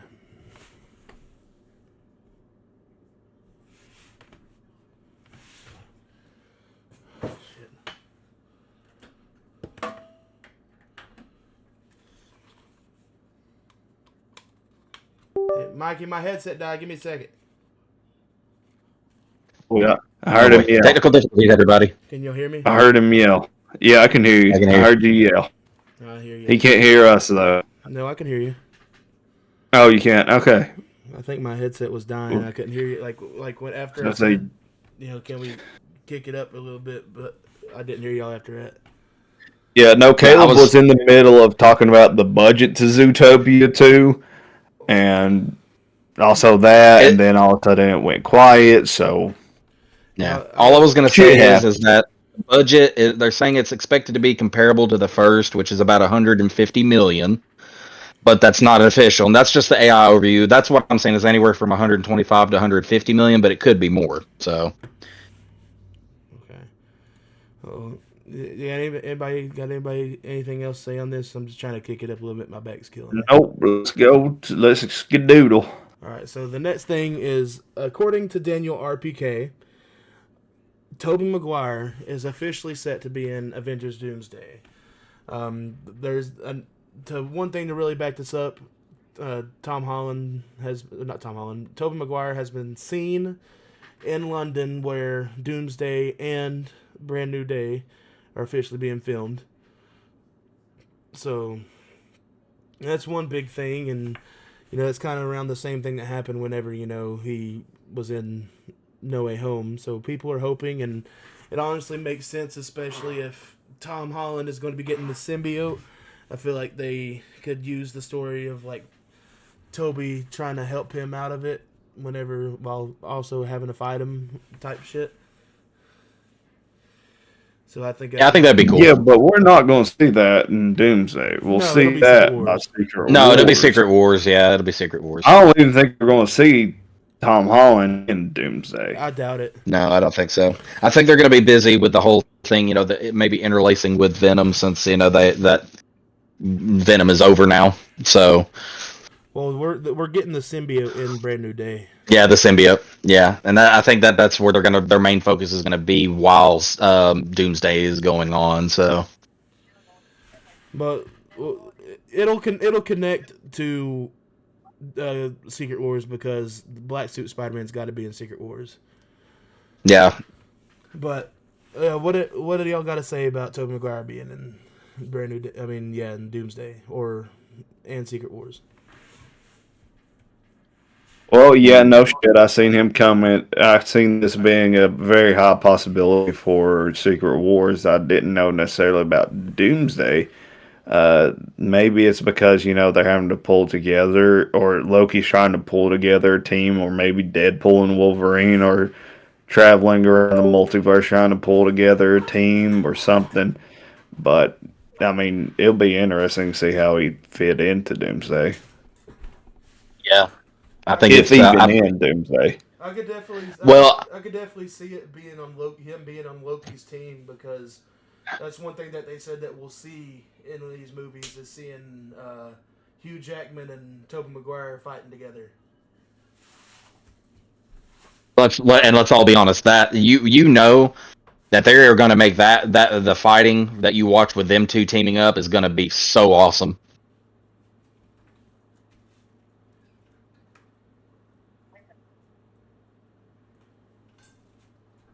Sorry. I think it's going to be. Again. No. Sorry. Yeah, as I say, I think. No, sorry, I was plugging my phone up. Apologies. Oh, you're good. You good? I finished my thoughts. So Mikey, you're good. what did you say? I was trying to say I think it's going to be sick nasty, and Tobey Maguire got bit by a spider, but me, I got bit by a goat. So Okay, Eminem. God, that's not even Eminem that said that actually- shit. No, it's Big Sean. Big Sean didn't say that neither. Was it not Big Sean? No, it was the other boy. Who? I can't think of his First- name. The other boy first of in all- the song. I'm not from Detroit, so fuck you. Secondly, I swear. fuck you again for good measure. No, it was the other dude in the song. I can't think of his name right now. All right, whatever. What's that song called? It's literally called Toby. Toby, yeah. He's looking it Okay. up right now, and I don't blame him. I would, Yes, because I don't want to I'm get this wrong trying- either. I'm trying to figure this out, who that guy was in that song with him.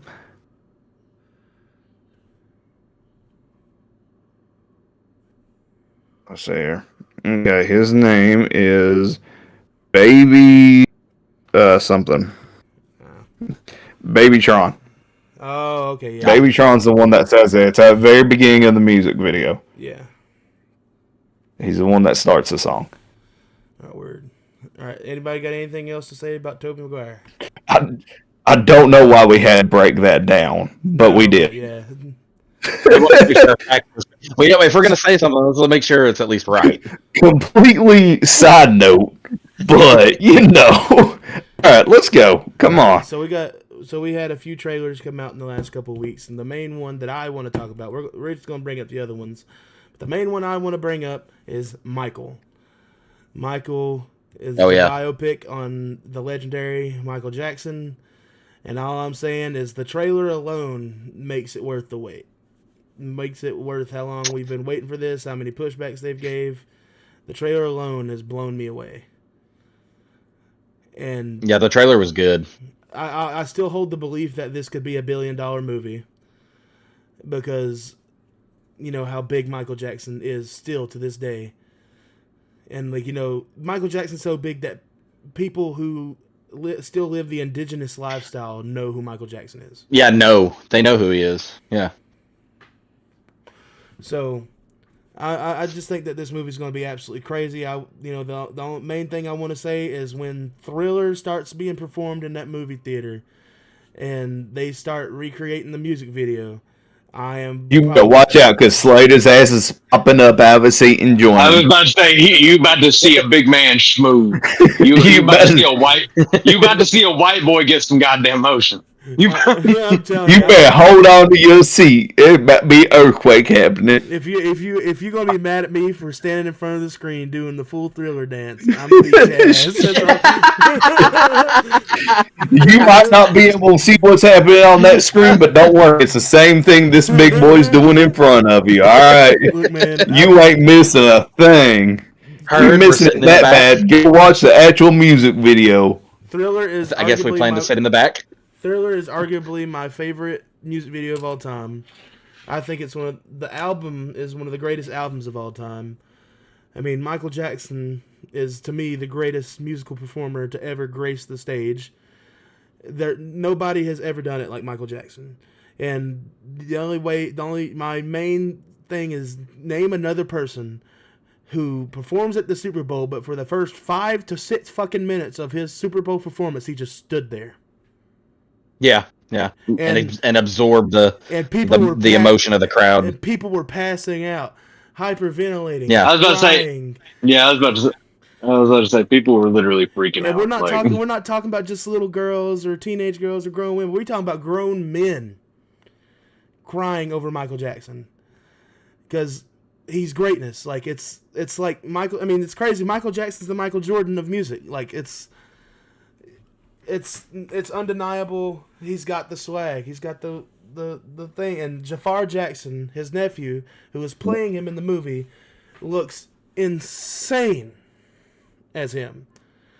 Especially in the scene where it's like the Dangerous era, the picture I have on that era. Yeah. When that last shot you see him of hitting the woo right at the end of the music trailer, or the movie trailer. Boy, that.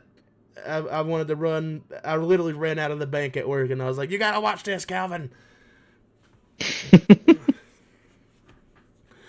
But yeah, I'm excited for Michael. What? I bet are y'all pretty excited about it? Yeah. All I was gonna say was that I feel like it's gonna be a great movie. But I will also say this, that the impersonator who had such a dang problem with this not being cast in it, he really, really needs to go get some mental help because that was a messed up reaction to have to literally the person you impersonate, you love him so much, you think you're him, and you're mad because they don't cast you. I'm sorry, but have you heard the man sing? Yeah, you're talking about Fletch Jackson. Doo-doo. He doesn't sound like him. He tries, and it's bad. And I'm not trying to be mean about it, but dude, you need to go seek somebody to talk to about that because, that's mess. To have a reaction like that to this movie just because they didn't pick you, they picked a relative who looks almost exactly like Michael is kind of that's psycho. That's weird, That's pretty wild. There's imposter syndrome, and then there's this guy. Narcissism. Ridge, we had a couple more trailers we're going to bring up. Did you remember them? And I remember one of them. But... Mikey, what do you have any thoughts on the movie in general other than the impersonator shit? Oh, yeah, I do. I'm also excited. look, I'm not the biggest guy when it comes to biopics, but oh my god, the emotion and just the like learning the story yourself. Like, let me put it this way, gang. I learned so much about Queen thanks to Bohemian Rhapsody. Like, I already knew a good bit about the story of Queen, but thanks to Bohemian Rhapsody, I learned a lot more. I learned about a lot about the Beatles through Yesterday, the movie, and that's not even a biopic, not really. But I'm very excited to further educate myself in the man known as the King of Pop. You watch Rocket Man? Yes. That's another good one. That's a phenomenal movie, man. Sorry, I had to throw that one That's in. the same too. guy that did. He's the same guy that played the guy that did the what was it Kingsman. No, well, not just that, but he also did the one where he's playing as that English guy who goes to do that winter sport, the ski jump. Oh, I don't know about that. I've never. Yeah, I forget. Yeah, it's the same guy. I'm pretty sure. His name is Taron Egerton that plays him. Yeah, I'm pretty sure it's the same guy. I may be wrong about that, but You got anything else with Michael? I'm excited to see it. Growing up, I wasn't like the hugest fan of Michael Jackson. I listened to his music a little bit, just not a huge fan like everybody else was back in the day, and his death didn't affect me like it did everybody else. But I mean, the older I've gotten, the more I've come around to enjoying some more of his music, and the more I've dug in a little bit on watching interviews on him and stuff. I find him more so of an interesting cat now, and intrigued as to what they're going to show us in this biopic. And but I'm looking forward to it. For sure.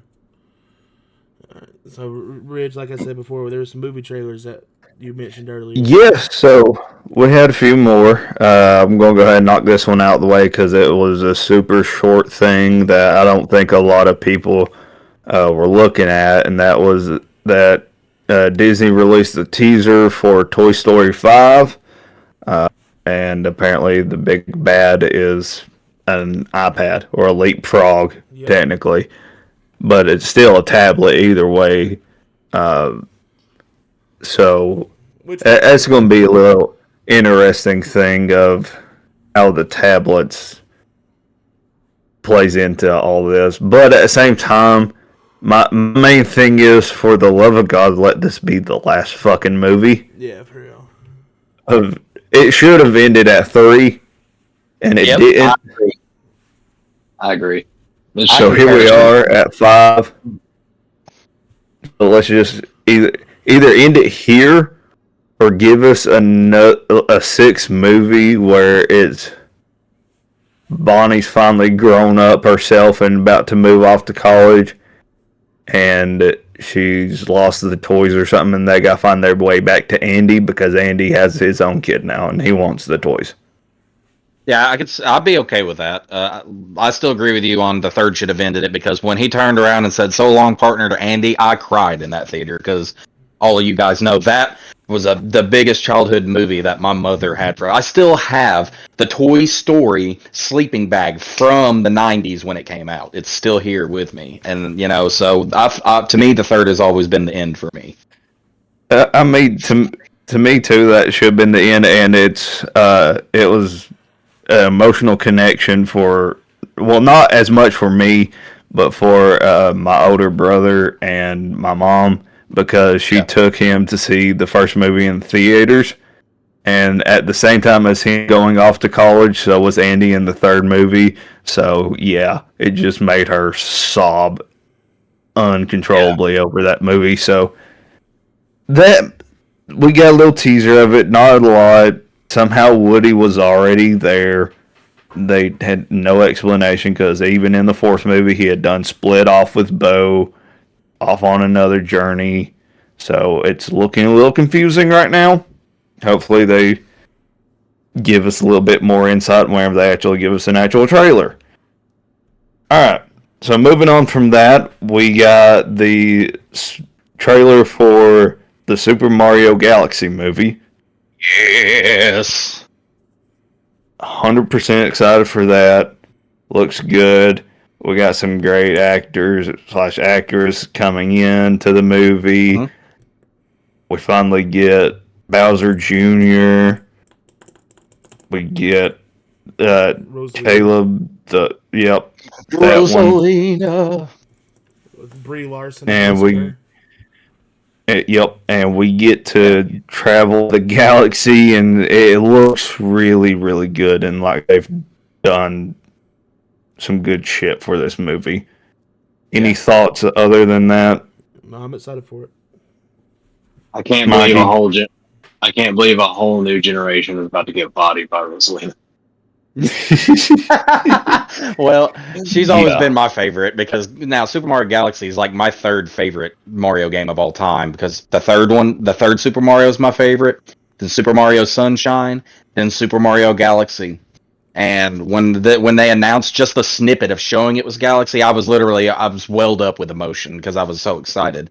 Now, unpopular opinion from me, while I Because you have liked so Brie few of those. Larson, while I like Brie Larson as Captain Marvel and I enjoyed that movie very much, I don't really care for her that much. She does good for the voice, so I mean, I'm not mad.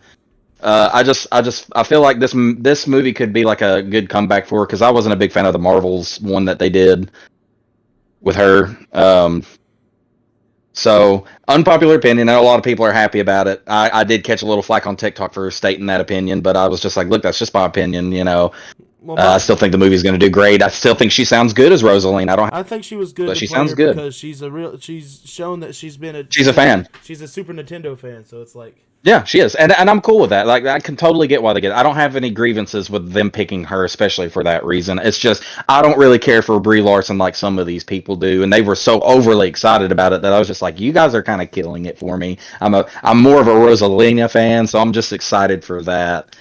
And I think we're all excited to have noticed that Bowser was kind of down there when he was small, humming out the ultimate Bowser theme from when you're fighting him in Super Mario 64. I was like, oh my! I literally just could. I know to look for that stuff. We were looking for that stuff in the first movie. We knew what we were hearing, So I'm excited. This is going to be a great movie. Right, and then after that, we also got, while we've been gone, the final trailer for Five Nights at Freddy's 2. yeah, that movie's going to be absolutely great, man. I'm so pumped to watch Yes. it. Oh, brother. The original looks Five Nights at terrific. Freddy's. Like I'm talking about, we get Skeet Ulrich finally. We, William Afton coming back, Springtrap. We get the toy, like the toy version of the animatronics. It's gonna be a lot scarier. You can just tell. We got the puppet. I forget its name. That's going to show up. It's just gonna be a great time. It's gonna be a good one. Yeah. Any more trailers, Ridge? I believe that was all the trailers we have. All right. I think the leaked video, I think, was the last thing on movies we had. We're getting there to it. Oh, is that okay? We had another thing with a scary movie too. All right, so Did we? yeah, so the next thing that we are talking about, and it's just going to be a quick one. Apparently, The Orphan 3 is now in production. I'm kind of 50-50 on whether to be excited or not. I thought the last Orphan movie was all right. The first movie is probably still the best one in my opinion. It's just, to me, I mean, it makes sense because she's supposed to be a grown woman that looks like a little girl, so it makes sense that they do other ones. But I don't know. This is a franchise that I think should have ended after the first movie. But that's just me. What do y'all think? I think it should have been a one and done type deal too, but whenever you make money, you just don't know when to fucking stop. Disney, talking to you. I'm not saying Esther is a good villain. It's just I just think the plots in the movies just get a little too weird. It should have been a one and done. It's just getting to the. She's going to be fucking 50 before they quit making these movies, and everyone's going to see her as an old woman still acting as an orphan. Yeah. All right. Anybody got anything else to say on Orphan? Nope.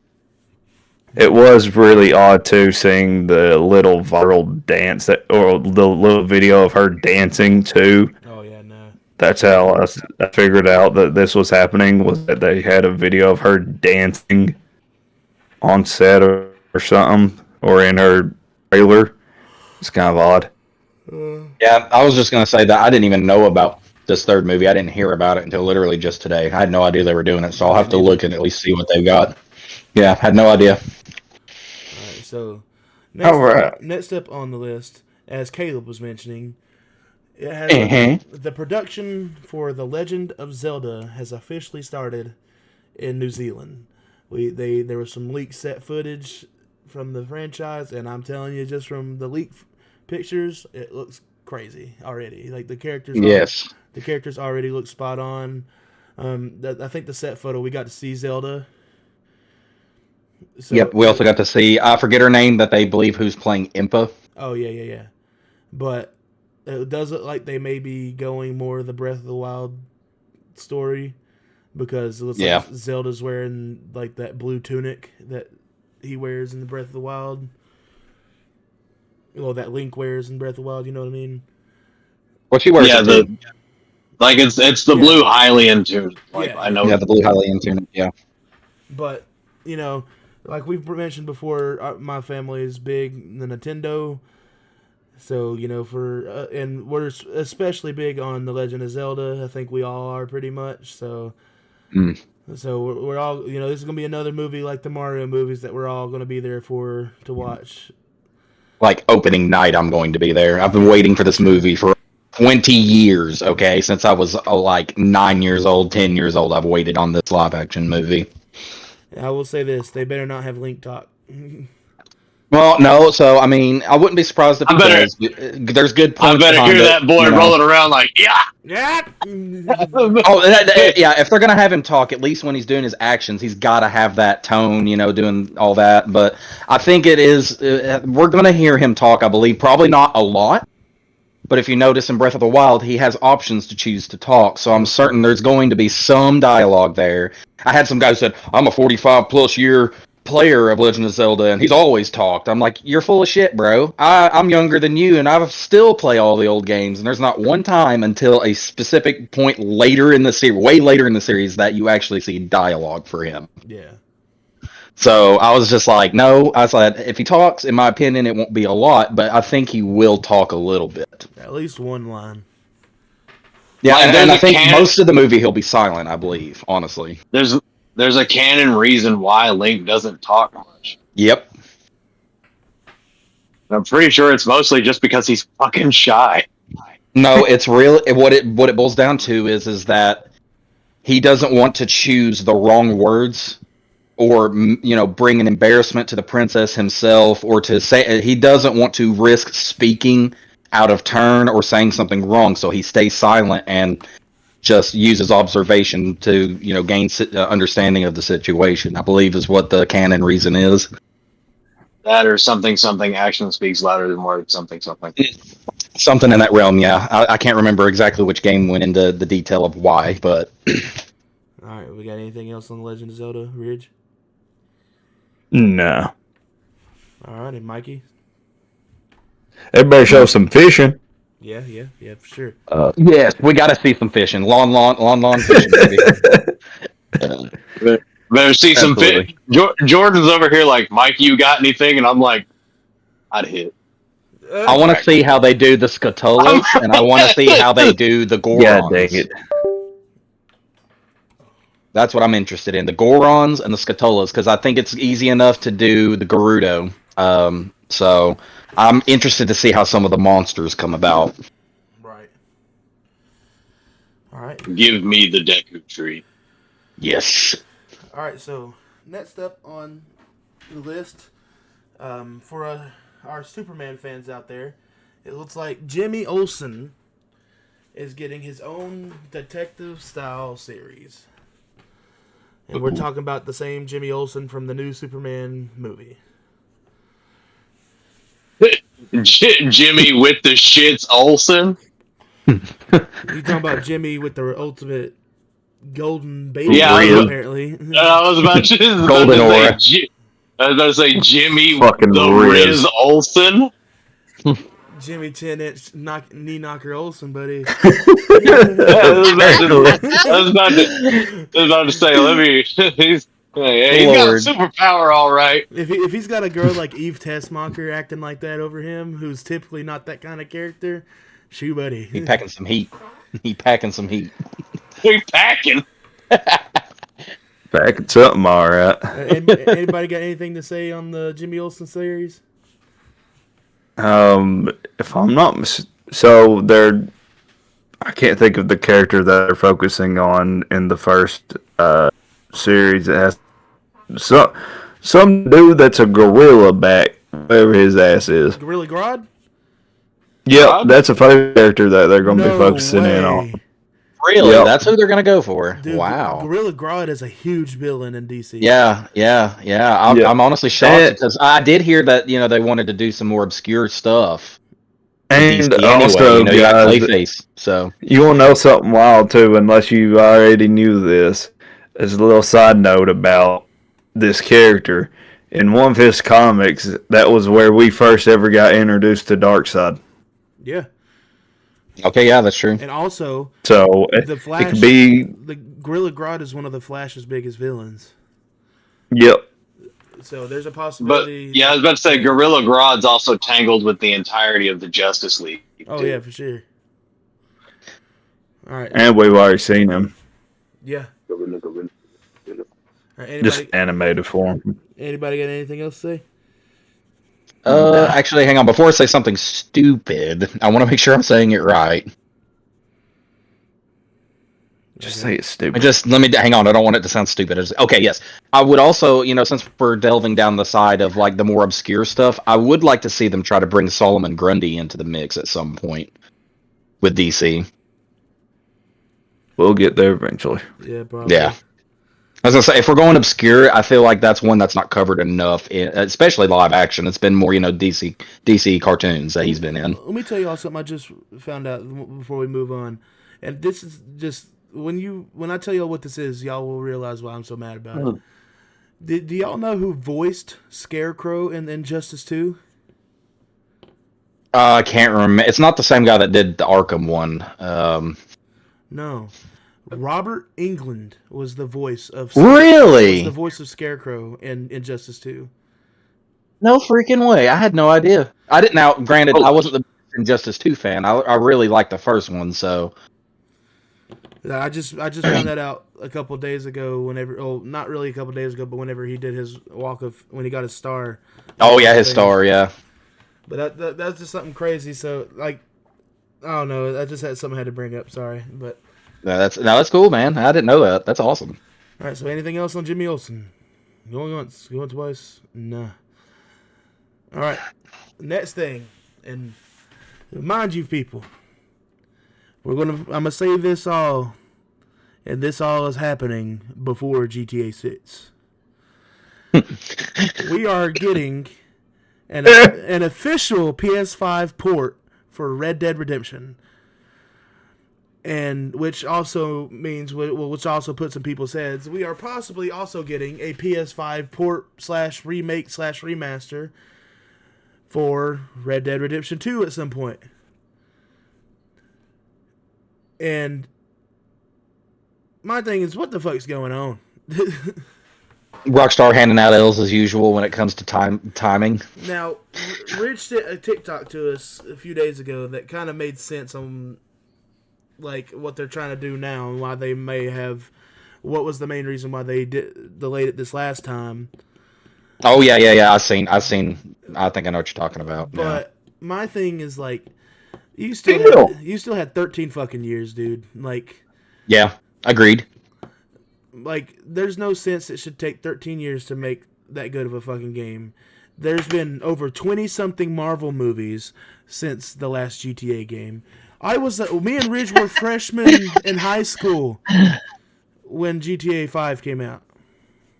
I was regularly watching Vanoss videos on GTA 5 in high school. Yes. I was I think coming Look, I don't out know of my how- junior year. Banana bus. I was about to say, I don't know how badly that shit dates me to any of our audience, but yeah, Oh no, I believe I was a that's- senior. Yeah, No hat, glasses, no hat. yeah. Bring your cigarette. but Gotta poop. Never mind. I tell you, me and Ridge used to wear out them Van Oz videos, man. fucking I love Van Go Oz, dude. home, go to bed. I was even supporting him when he when they did their when he did his music. I liked his music. Oh yeah, Yeah, his music's great. here in my garage. Hold my weenie. Oh, little kid, little kid, little kid. But no, for real, again. You know what I love more than knowledge? Men. Man, Ooh, Guinea. I'm fucking you, man, every day. I fuck a new man every day. The bag of chips just. In my garage, brand new martini. Linguini. In a bikini. Let's be honest though, the prop hunt videos are some of the best Oh, content. yeah. No, Some of the best. Here I in mean, Antarctica with my brand new beanie. it's no You got no. no- Oh, no. you always got to watch out for Nogla. He's always running around as Zoidberg. Oh man, but But yeah, no, But anyway, either way, Rockstar suck. Rockstar slacking, and the thing is why didn't y'all give us Bully 2 in the middle of this time too? Like that would have Bro, yes. But Oh my god. the thing is not even that. Where in this time frame, bro, we've not had another Max Payne game. Or True. at least a Max Payne remake? Where's that? You've digitally remade GTA 3, GTA San Andreas, and GTA Vice City. Then you did a PS4 port for Red Dead. Now you're doing a PS5 port for Red Dead, and it's going to be on mobile. Yep. That's what they're wasting their time on. They're literally milking what they can out of their stuff because they know once 6 comes out, it's not going to make them any money anymore to have that stuff. That's really what I think that is. And I would have said it in a different way because I was going to compare it to the Elder Scrolls 6. Okay? I've heard about it. I don't believe it's ever coming. And I think the reason for that being for Elder Scrolls is because I believe they were going to phase out the RPG style and try to make it an MMO, and that MMOs have been falling off lately, and that now they've had to change directions, and I don't know if they're ever going to do it at this point. Listen, all I can say is, go ahead. I was just gonna say I thought it was because Todd Howard was evil, but all right. Oh my god, that's part of it also, I believe. Yes, partly. So, yes. all I'm gonna say on this is with how much GTA 6 is going to cost, it better come with something. For real. Yeah. Absolutely. better 'Cause I'm not come paying with $100 base for it- garbage. You know good well the basic pack's going to cost us $100 with how long this game's taking. And they better How we're treating this game, it's going to cost at least $100, maybe even more. The main selling point For the base, better not- yeah. The main selling point better not be the whole like transfer your fucking online shit. Yes, that's going Oh to be my the God, main yes. thing. Dude, Slater, yes, that's a if lot of they are people doing what I said to y'all on TikTok, that is the main push. That's so bullshit too because think about all those people who are like thousands of levels in and has billions and trillions of dollars on there automatically. Yes. Getting that. Yes. Yeah, no, it shouldn't. It shouldn't transfer over. It's complete. You should be forced for a new because you're going to already have. You know what it's going to be. It's going to be just like GTA 5. You're not going to have access to the multiplayer for a set amount of time because they're going to want you to play through their story, and then once you get used to it, even if you beat it or not, then your multiplayer is going to be available. They're By going then, no. you know, If they do this thing where they're going to push the story of you can move your character and move all this shit. And it's taking them this fucking long, by the way. Yeah. And you bet your sweet ass that should be a part of it. Yeah. Is that's automatically open to the public. No, if Now, yeah, I agree with Rich. to If me it's this long, personally- it better be ready day one. to Exactly. me personally too, though, I think that if you can move your character over, that's cool. But I think that they should say that if you move money over, it can only be a mil. Yeah, that's fine. No more, no less. Like if they have a thing where you start out like 20 levels ahead or 20 levels ahead and you start with 20 mil, like a mil, that's fine. But no, like No, no. If you can, to me, you can move your character ahead, or from 5 to 6. You could do that, and you can take a meal, but you don't. You're starting level 1. Okay. You Yeah, starting that's fair, out that's fair. like everybody else, I agree. That's with that. fair. That's how it should be. Yeah. but you get all of your perks of having your money, having your your character. You don't have the same places anymore because you're moving cities, Right. but you get your starting point of a meal. Okay. Was anybody That's anybody got anything else to say on Red Dead being ported over or anything like that?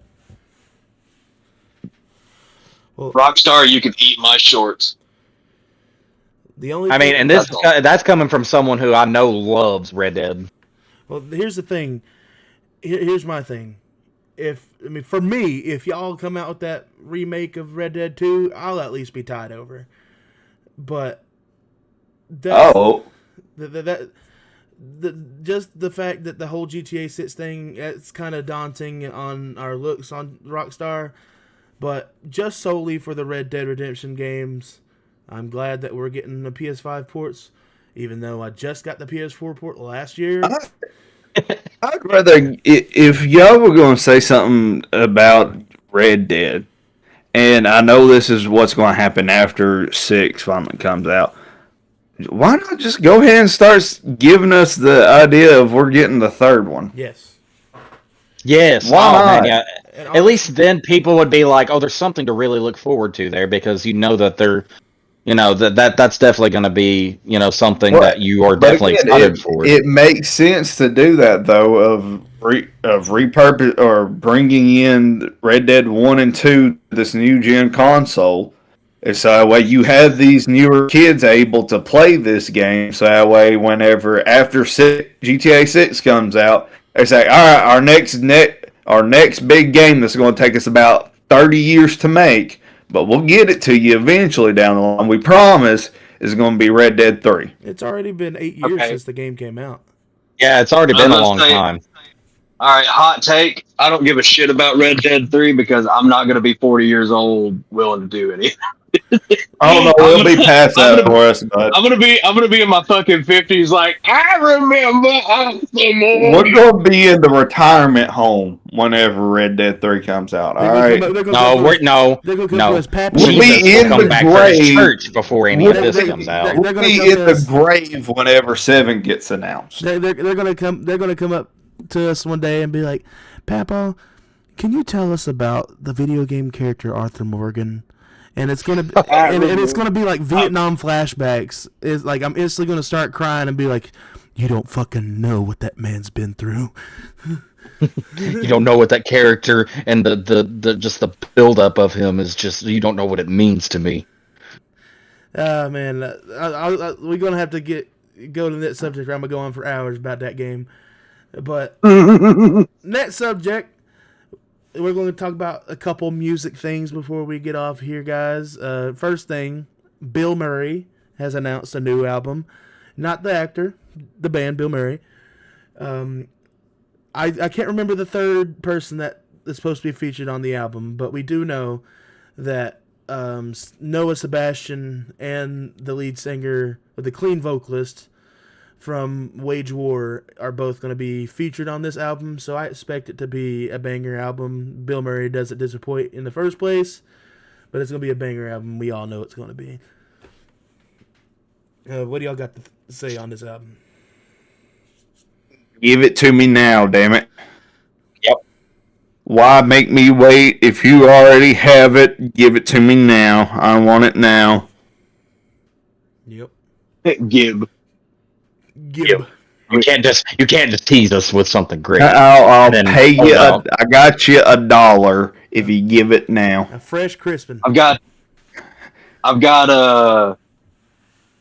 about I got 13 you. cents and some pocket lint. Do something to me. I got you a shiny nickel. Like 62 cents. 62 cents. Alright, then the last thing that we'll bring up for the podcast, the up and coming superstar Youngblood is coming out with a song. Up and coming. Oh, he's still on the rise. He's still not like he's still huge. He's still growing. Like that's what I'm meaning. I'm not saying that he's new. I'm just saying he's still like rising.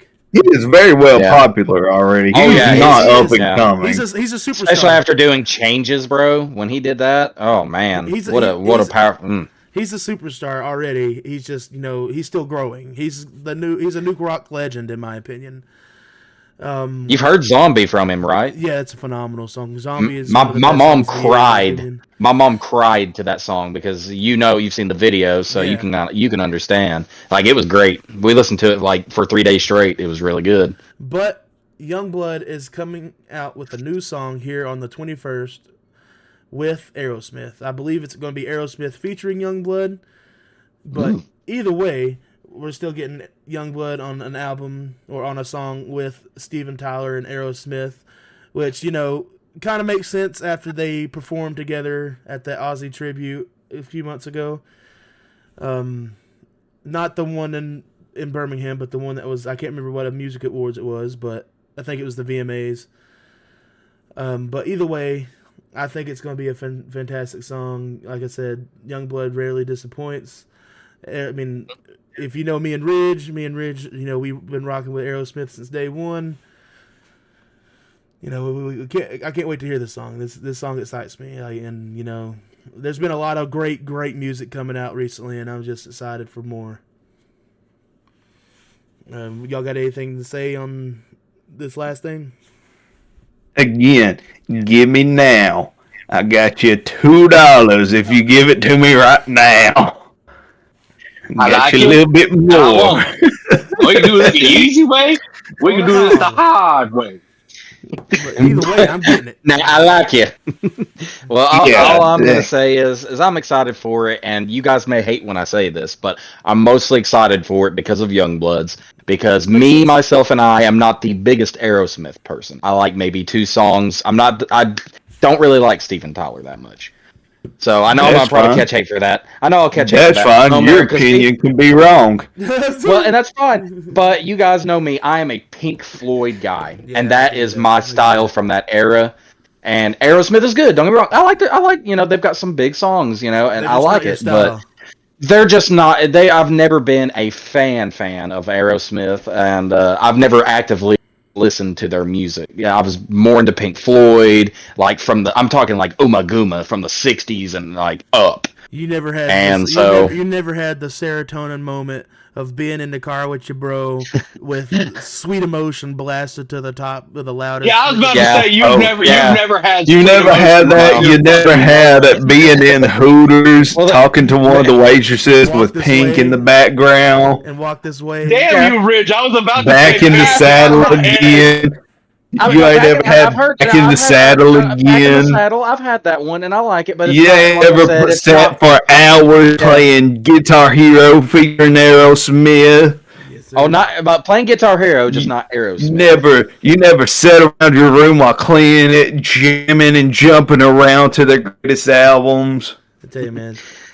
I'm into You never had a bunch of bandanas wrapped around you because you knew that was what they were doing, and you thought you was the coolest thing with your shirt off, skinny as fuck back in the day too. Or a bunch because I was fat back in the day, so of course I was trying to sit there scream at the top of your lungs like you thought you were Steven Tyler too. Or a bunch of old people in public looking at you like you're fucking Satan because you're going around saying dude looks like a lady. Oh my gosh, yeah. Yeah, and I mean, like I said, I know it's an unpopular opinion, but you guys know my musical style, which is more space rock, art rock, and psychedelic rock. Because and you ain't ever hopped on a roller coaster screaming at the top of your lungs, "Dude looks like a lady." Neither. Well, y'all wouldn't know. I was sitting there talking.